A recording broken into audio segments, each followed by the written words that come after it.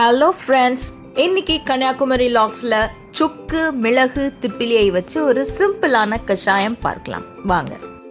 கஷாயத்துக்கு தேவையானது கொஞ்சம் மிளகு, பனக்கற்கண்டு,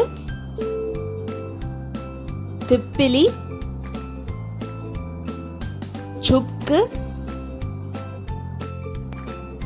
துளசி இலைகள் மற்றும் கற்பூரவல்லி இலைகள். சுக்கு மிளகு திப்பிலி இது மூன்றையுமே சதைச்சிக்கோங்க. அந்த காலத்தில் அம்மியில் லைட்டாக சதைச்சிட்டு அவங்க அந்த கஷாயத்துக்கு போடுவாங்க.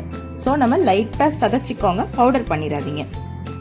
சுக்கு மிளகு திப்பிலி இது மூன்றத்தையும் சேர்த்து திரிக்கடுகம் என்று சொல்லுவாங்க. ஒரு பாத்திரத்தில் 300 ml தண்ணி ஆட் பண்ணிக்கோங்க.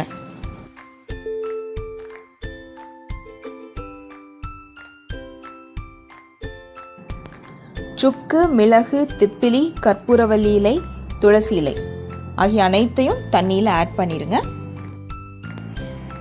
திப்பிலி பண்டை காலங்களில் தொண்டைக்கட்டு, காய்ச்சல், கோழை, காசநோய், சளி போன்ற நோய்களை குணமாக்கப்படும் ஒரு மருந்தாக பயன்படுத்தியிருக்காங்க.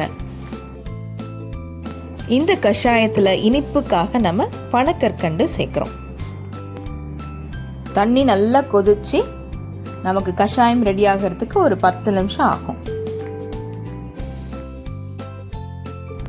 உலர்ந்த இஞ்சியை தான் சுக்குன்னு சொல்றாங்க.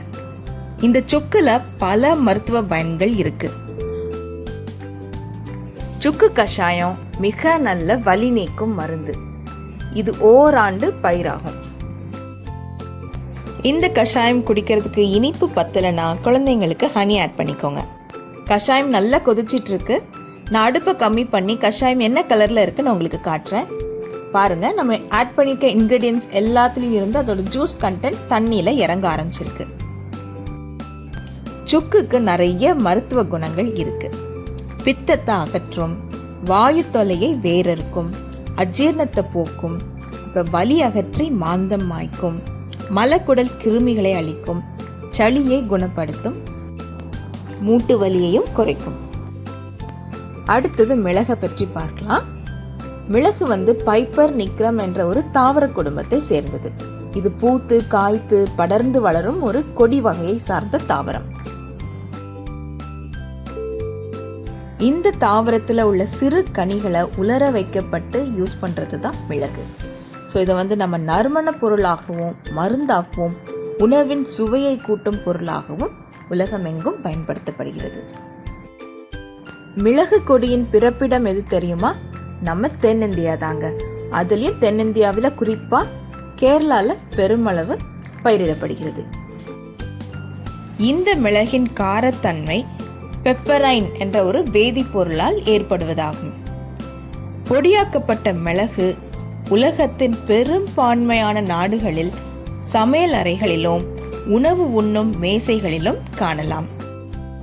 இந்த மிளகின் கொடி, இலை மற்றும் வேர் முதலிய எல்லாமே பயன் தரும் பாகங்கள். மிளகு தின்றதுனால உள்ள பயன்கள் பார்த்தீங்கன்னா, நம்ம பாட்டி காலத்துல தினமும் 2 மிளகு சாப்பிட்டு வந்தாங்க.